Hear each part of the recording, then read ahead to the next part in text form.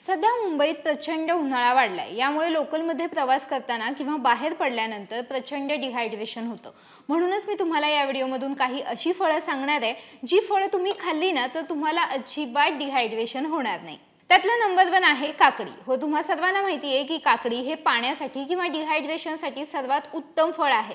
म्हणून तुम्ही उन्हाळ्यामध्ये प्रवास करताना किंवा सकाळी नाश्त्यामध्ये किंवा रात्री सलाद म्हणून काकडी खाऊ शकता, ज्याचा फायदा तुम्हाला नक्कीच दिसेल। नंबर 2 आहे कलिंगड। तुम्हा सर्वांना माहिती आहे की उन्हाळ्यामध्ये कलिंगड खाणं आपल्या सर्वांच्या आरोग्यासाठी केवढं फायदेशीर आहे।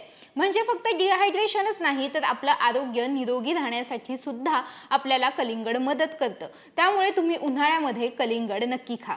आता तिसरं आणि महत्त्वाचं फळ म्हणजे आंबा। तुम्हा सगळ्यांना माहिती आहे की उन्हाळ्यामध्ये आंबा आपल्याला चवीला जेवढा छान लागतो तेवढाच आंबा आपल्या आरोग्यासाठी सुद्धा चांगला आहे। जरी आंबा हा गरम फळ आहे असं म्हटलं जातं तरी सुद्धा डिहायड्रेशन पासून वाचवण्यासाठी आंबा नक्कीच मदत करतो।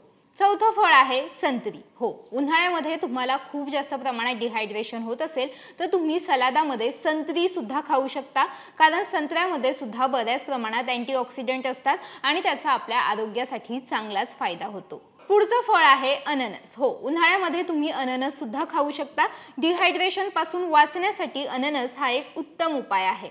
आणि शेवटचं फळ आहे टरबूज। हो, कलिंगडासोबत तुम्ही टरबूज सुद्धा खाऊ शकता, कारण टरबूजने सुद्धा डिहायड्रेशन दूर व्हायला मदत होते आणि तुम्ही उन्हाळ्यामध्ये निरोगी राहू शकता। शिवाय तुमच्या शरीराला जी सतत पाण्याची गरज असते ती सुद्धा टरबूजमुळे भागली जाऊ शकते। So that's all.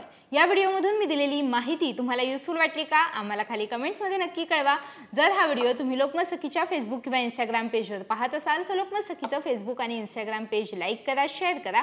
जर हा व्हिडिओ तुम्ही लोकमत हेल्थवर पाहत असाल तर लोकमत हेल्थचं चॅनल सबस्क्राईब करा।